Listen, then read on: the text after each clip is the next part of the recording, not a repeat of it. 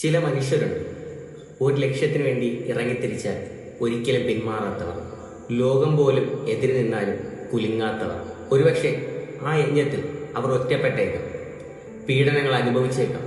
എങ്കിലും തന്റെ ലക്ഷ്യത്തെ മാത്രം മുന്നിൽ കണ്ട് അതിനുവേണ്ടി പോരാടുന്ന ചില മനുഷ്യർ നിരന്തരമായ പരിശ്രമങ്ങളിലൂടെ ലക്ഷ്യത്തിലെത്തിക്കഴിയുമ്പോൾ ഒരുപക്ഷെ അതിന്റെ മൂല്യം എന്നേക്കുമായി നഷ്ടപ്പെട്ടേക്കാം. എങ്കിലും അവർ സംതൃപ്തരാണ്, സന്തോഷമാണ്. കാരണം അവരുടെ മുന്നിലുള്ളത് ലക്ഷ്യം മാത്രമാണ്. ക്യൂബൻ കടൽ തീരത്ത് നിന്ന് എന്നത്തെയും പോലെ തന്നെ സാന്റിയോഗ എന്ന വൃദ്ധൻ തന്റെ വള്ളവും ചൂണ്ടക്കുളത്തുകളുമായി യാത്ര തിരിച്ചു കടലിലേക്ക്. കഴിഞ്ഞ 84 ദിവസമായി അയാൾ എന്നും കടലിൽ പോകുന്നു വരുന്നു. എന്നാൽ അയാൾക്ക് ഒരു മീൻ പോലും കടലിൽ നിന്ന് ലഭിച്ചിട്ടില്ല. എങ്കിലും ഓരോ ദിവസവും പിന്നിടുമ്പോഴും അയാൾ കടലിലോട്ട് പോയിക്കൊണ്ട് തന്നെയിരുന്നു. അയാളുടെ ലക്ഷ്യം മത്സ്യബന്ധനമായിരുന്നു. അതിൽ തന്നെ അയാൾ ഉറച്ചു നിൽക്കാൻ തീരുമാനിച്ചിരുന്നു.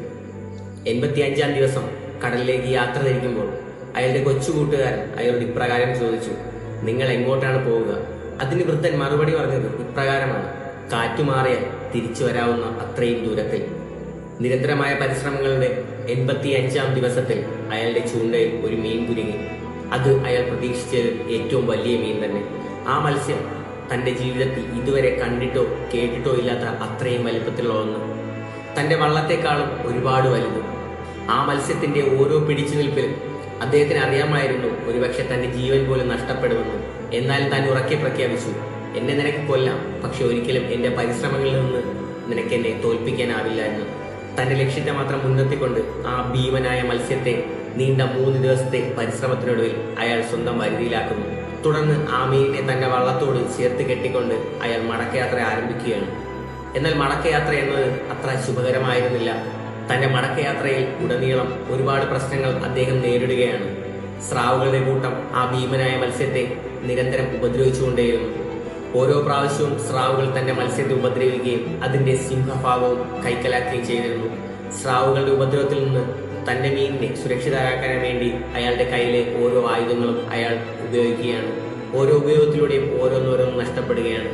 അങ്ങനെ അദ്ദേഹം ആ പുറംകടലിൽ നിന്ന് തിരിച്ച് തീരത്തേക്ക് എത്തുമ്പോഴേക്കും അയാൾ പിടിച്ച മീനിന്റെ തലയും വാലുമല്ലാതെ ബാക്കി ഒരു ഭാഗവും അവശേഷിച്ചിരുന്നില്ല. താൻ തീരത്തെത്തുന്നു. തീരത്തേക്ക് തന്റെ വഞ്ചി അടുപ്പിക്കുന്നു. അയാൾ തിരിഞ്ഞുപോലും നോക്കാതെ തന്റെ പായമരം തോളിലേക്ക് നടക്കുകയാണ്. നടക്കുന്നതിനിടയിൽ അയാൾ 5 സ്ഥലങ്ങളിൽ ഇരിക്കുന്നു. കാരണം നീണ്ട നാളത്തെ ക്ഷീണം അയാളെ വലച്ചിരുന്നു. ഒടുവിൽ അയാൾ അയാളുടെ റൂമിലെത്തി പായമരം ചുവരിൽ ചാരി വെച്ചുകൊണ്ട് അയാൾ വിശ്രമിക്കാനായി കിടക്കുന്നു. ഒരു ദീർഘനിദ്രയിലേക്ക് പ്രവേശിക്കുകയാണ്. അടുത്ത ദിവസം രാവിലെ ഉണരുമ്പോൾ കണ്ടത് തന്റെ ആ കൊച്ചു കൂട്ടുകാരനെയായിരുന്നു. കൂടെ കയ്യിലൊരു കപ്പ് ചായയും. ആ ചായ മോന്തിക്കൊണ്ട് തന്റെ പരാജയങ്ങളെ ഓർക്കാതെ വൃദ്ധൻ അടുത്ത ദിവസം കടലിൽ പോകാനുള്ള പദ്ധതികൾ ആസൂത്രണം ചെയ്തുകൊണ്ടിരുന്നു. ഏണസ്റ്റ് ഹെമിംഗ്വേ എന്ന വിശ്വവിഖ്യാതനായ എഴുത്തുകാരന്റെ അവസാന കൃതിയാണ് കിഴവനും കടലും എന്ന് പറയുന്നത്. കിഴവനും കടലും വായിക്കുന്ന ഓരോ വായനക്കാർക്കും അതിനെ സ്വന്തമായി തന്നെ വ്യാഖ്യാനിക്കാവുന്നതാണ്.